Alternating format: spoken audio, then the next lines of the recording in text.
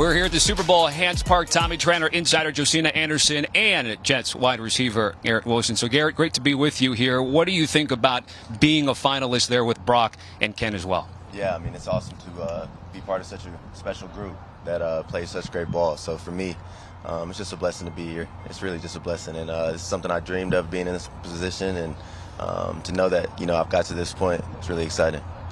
When I talked to Robert Saleh, and I interviewed you at the facility before the season started, I told him that I looked at your tape, from Ohio State, and I even told you this during the interview. We were talking about it because you were talking about how you did gymnastics and other things that helped you as far as your orientation in the air.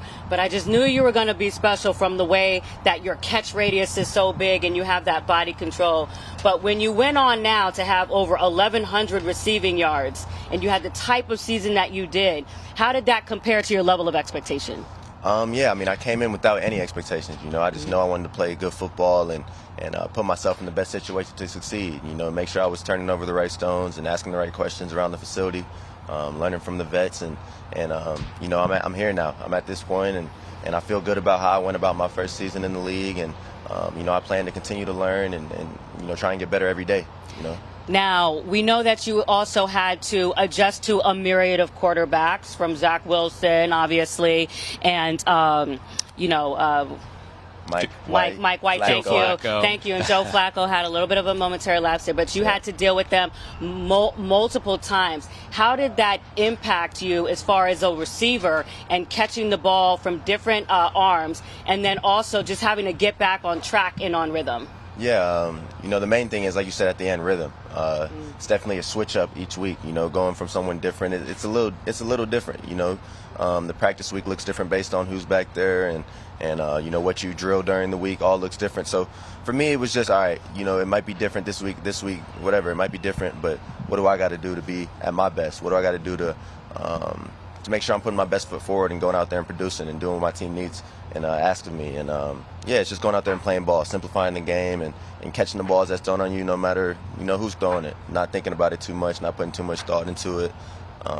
Just going out there and knowing I have a job to do and trying to do it well. That's all. But you guys started off the season so strong, you know, and then it obviously turned after the bye. And one thing I noticed about you on the sideline is you play with passion, but you play with emotion, you know what I mean? Yeah. And sometimes we saw that a lot out of you. How much of that was predicated by all of the quarterback carousel that you had to deal with as well, because you know what type of production that you can do at this level, but at the same time, like you were saying, it was intermittent in terms of the changes. Yeah, I mean, it was just frustrating. It wasn't as much the quarterback situation at all. I was lucky to play with dudes like Flacco, Mike White, and Zach. I love playing with them. I feel like I learned something from playing them that's valuable, and that I'll carry with me for the rest of my career. It was more of just not winning. It all stemmed from winning and losing for me.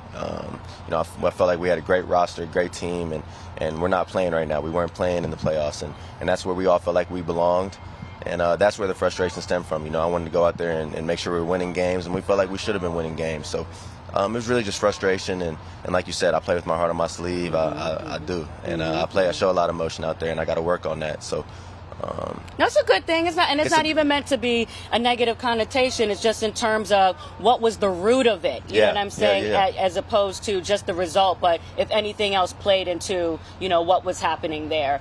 But the other thing I want to ask you too is that you have a new offensive coordinator, and Nathaniel Hackett. So what was your initial reaction when he was named offensive coordinator coming from Denver? Yeah, I was excited. Just knowing I'm gonna learn something brand new, learn a new offense, and being a student of the game and knowing the name and seeing what he did with Aaron Rodgers back in the day, and just the offensive mind that he is, it made me excited. It makes me want to get back into the facility and learn something new, get back to work, and start getting ready for next year. We didn't play the way we wanted to this past season, so the offensive side of the ball, we got to pick it up. We got to start wrapping these up. We appreciate the time. Before we let you go, what are you doing with Old Spice this week out here in Phoenix? Yeah, so for me, being under the bright light and being in front of pressure situations, I don't want to be worrying about how I smell. And Old Spice does a great job, especially with their swagger scent of just making me go out there and just play ball, worry free. and I'm really excited to be working with Old Spice. We appreciate you joining us here. We love watching you this year. Can't wait for next year as well. Garrett, certainly appreciate it. I appreciate y'all having me on. Garrett Wilson joining us here in the Super Bowl set here at CBS Sports HQ. Want to remind everybody about what's coming up. Of course, fantasy football today. Jamie Eisenberg, Dave Richard, Heath Cummings, and the gang will have you covered. Make sure to scan that QR code as we get ready for draft day. That'll do it for us, but still plenty more to come this week here in Phoenix, Glendale, Scottsdale, and the surrounding areas. Do you want a sports network that delivers everything that matters about the game? The highlights, the picks, the instant analysis, no yelling, no fake debates, no politics. Hit the subscribe button and never miss a moment.